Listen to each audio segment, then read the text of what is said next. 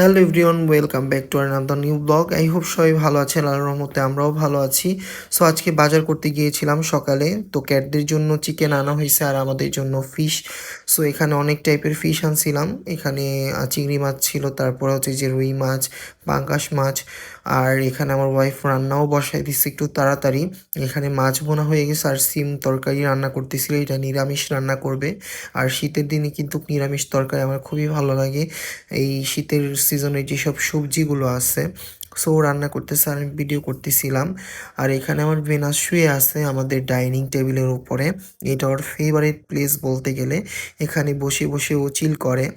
আর ওর fur কিন্তু আগে থেকে বড় হয়েছে মাসাল্লাহ। এফআইপির মধ্যে ওর প্রচুর পরিমাণের ফার ঝরছে, এখনও ঝরে। ওর মাল্টিভিটামিন চলতেছে, আর যেহেতু উইন্টার এখন ফার বড় হবে আর মাল্টিভিটামিন দেওয়াও সেফ হবে, কজ গরমের দিনে মাল্টিভিটামিন অনেক টাইম ক্যাটের বডিতে অ্যাডজাস্ট হয় না।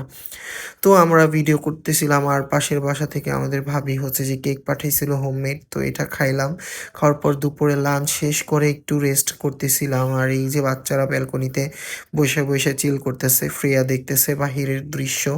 সো একটু রেস্ট নিয়ে দেখি আমি একটু হাঁটাহাঁটি করতে বের হবো সন্ধ্যার দিকে। সো হাঁটাহাঁটি শেষ করে আসার টাইম বেকারি থেকে পিৎজাটা নিয়ে আসলাম।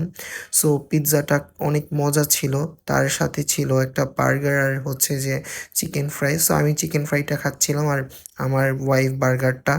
সো খাওয়া দাওয়া শেষে কুক তো খাবই।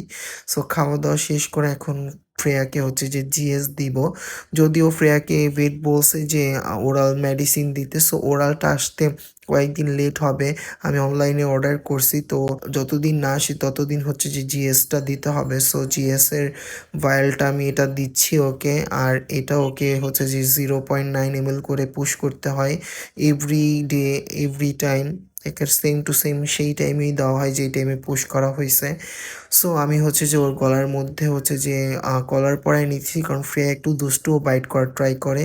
সো আমি এখন স্কিন টান দিয়ে স্কিনের নিচে টেন্ট করে ওইটার ভিতরে পুশ করে দিব যাতে মাসেলে না লাগে, এইদিকে খেয়াল করতে হবে। বা স্কিন ফুটো হয়ে যাতে অন্য পাশ দিয়ে জিসগুলো না বের হয়ে যায়। সো এইভাবে খেয়াল করে দিতে হবে। ফার্স্টে আমি কখনোই ক্যাটদেরকে ইঞ্জেকশন দিতে পারতাম না, বাট দিতে দিতে এখন আলহামদুলিল্লাহ এক্সপিরিয়েন্স হয়ে গেছে।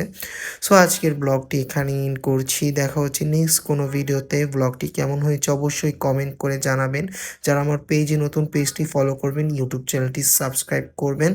আর অবশ্যই আমার ক্যাটগুলোর জন্য দোয়া করবেন, আমাদের জন্য দোয়া করবেন। আল্লাহ হাফিজ সবাইকে, আসসালামু আলাইকুম।